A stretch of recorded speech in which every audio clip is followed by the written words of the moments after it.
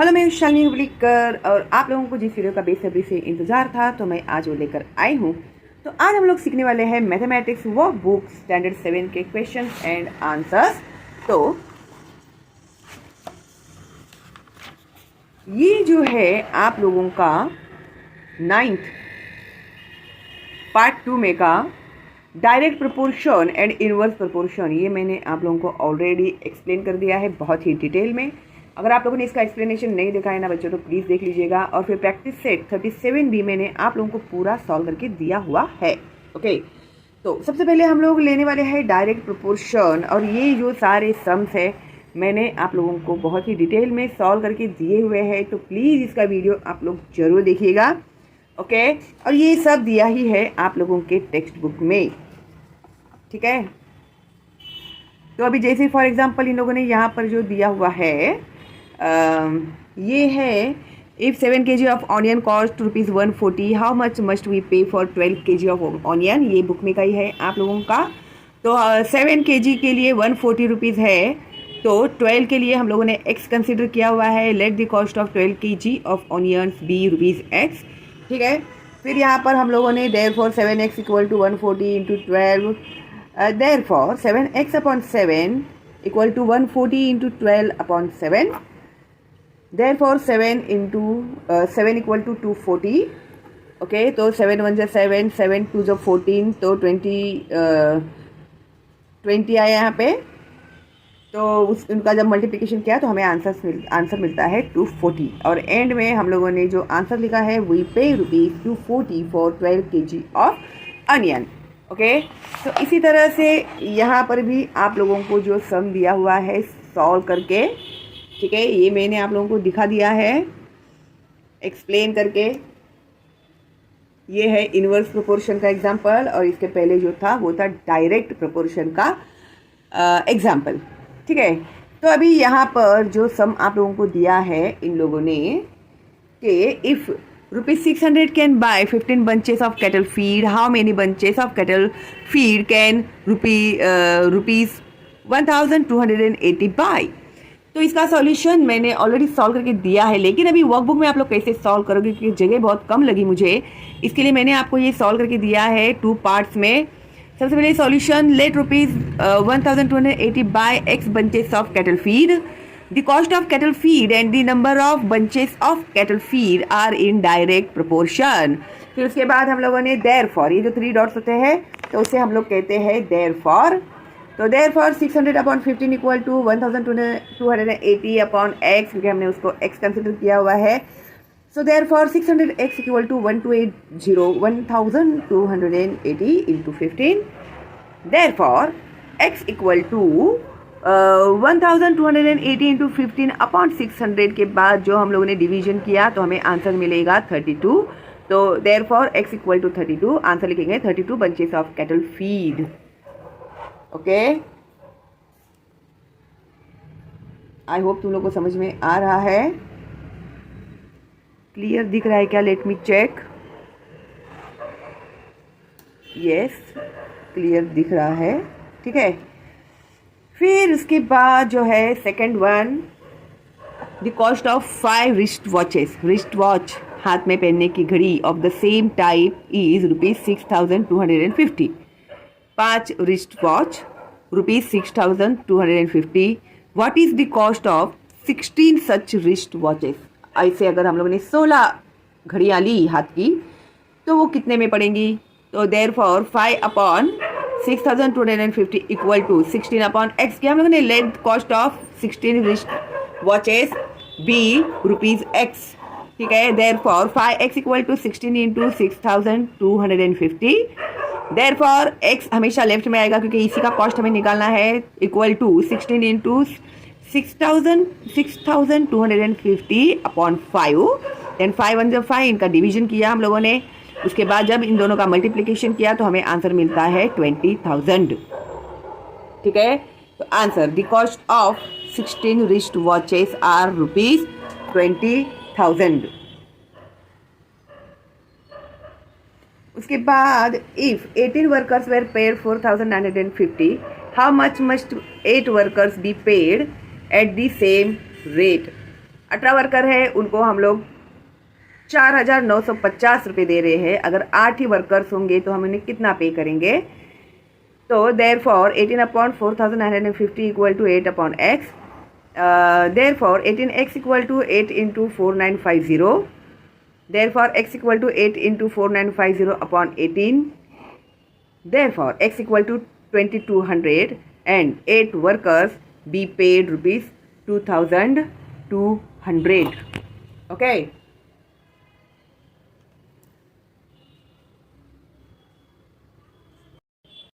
एक मिनट। अभी page turn करके हम लोग आए हैं पेज नंबर 70 में।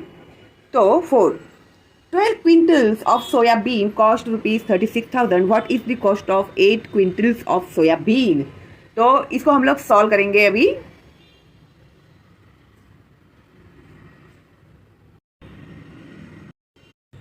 हाँ, तो let the cost of 8 quintals of soybean rupees x.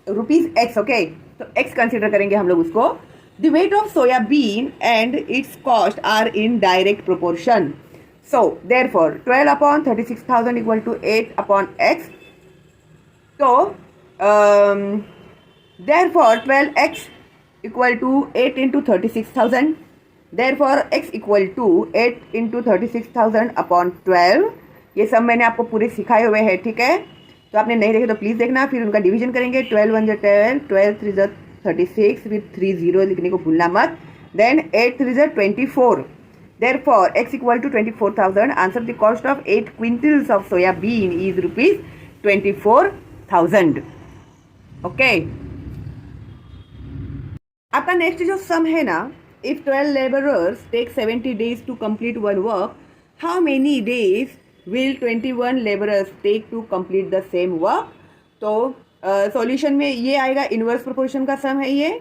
The solution में आएगा the number of labourers is increased, hence the work will be completed in less number of days. This is an example of inverse proportion. Therefore, the product of the number of laborers and the number of days they take remains constant. Let 21 laborers complete the work in x days, then 12 into 70 equal to 21 into x. Therefore, 12 into 70 upon 21 x, therefore x equal to 40. ठीक है, इन लोगों को 21 से हम लोगों ने divide किया, इन दोनों का मल्टीप्लिकेशन किया। Answer 21 laborers will complete the same work in 40 days. अभी नेक्स्ट जो दिया है, Mohan Rao took 10 days to finish a book. Mohan Rao took 10 days, 10 दिन लगते हैं उन्हें बुक फिनिश करने के लिए। रीडिंग 40 पेजेस एवरी डे, हर रोज कितने पेज रीड करते हैं वो? 40 पेज रीड करते हैं। How many pages must be read in a day to finish it in 8 days? अगर वही उनको 8 दिन में बुक कंप्लीट करना है तो उन्हें हर दिन कितने पेज पढ़ने पड़ेंगे? तो इनवर्स प्रोपोर्शन में ये सब हमें सॉल्व करना है। Solution, pages read per day and the number of days to complete the reading a book are in inverse proportion. Let the number of pages read be x to complete reading the book in 8 days। Pages read per day 40, और ये जो कितने दिन लगने वाले अभी पता नहीं है, इसके लिए हम लोग उसे x कंसिडर करने वाले हैं। Number of days to complete reading books, तो 40 पेज 10 दिन, ठीक है? तो 8 दिन में अगर वो बुक कंप्लीट करेंगे तो कितने पेज रीड करने होंगे उन्हें, ठीक है? तो x into 8 equal to 10 into 10, therefore x equal to 40 into 10 upon 8, therefore x equal to 50।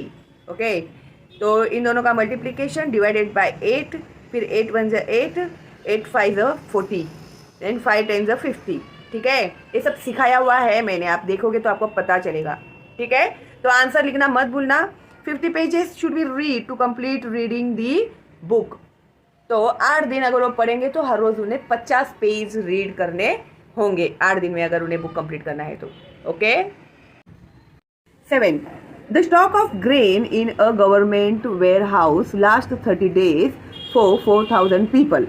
How many days will it last for 6,000 people? अभी ग्रेन यानी अनाज का जो धान है गवर्नमेंट के वेयर हाउस में 30 दिन का है और वो है 4,000 लोगों के लिए। ठीक है, so how many days it last for 6,000 people. अगर 4,000 की जगह पे अगर 6,000 लोग रहेंगे तो वो अनाज कितने दिन तक पूरा पड़ेगा।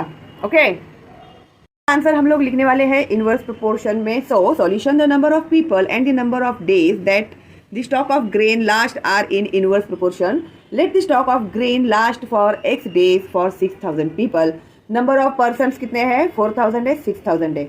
नंबर ऑफ डेज है 30, और जो 6,000 लोग अगर खाने वाले हैं तो कितने दिन है हमें पता नहीं है, इसके लिए वहाँ पर हमने x लिखा हुआ है। Here the number of person into the number of days is constant. Okay, so 4,000 into 30 equal to 6,000 into x. Therefore 4,000 into 30 upon 6,000 equal to x. जब हम लोगों ने इसका डिवीजन किया तो हमें आंसर मिलते हैं 20. Therefore 6 equal to 20. The stock of grain will last for 20 days. अगर 6,000 लोग रहेंगे तो 20 दिन तक वो अनाज उन्हें पूरा पड़ेगा।